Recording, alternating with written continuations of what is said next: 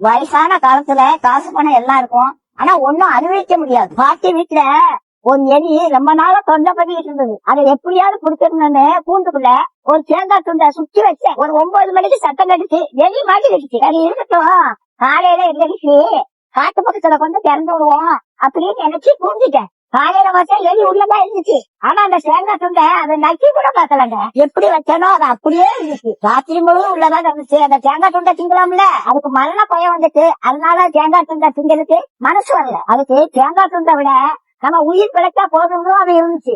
அதே மாதிரிதாங்க காசு பணத்தை சேர்த்து வச்சாங்க.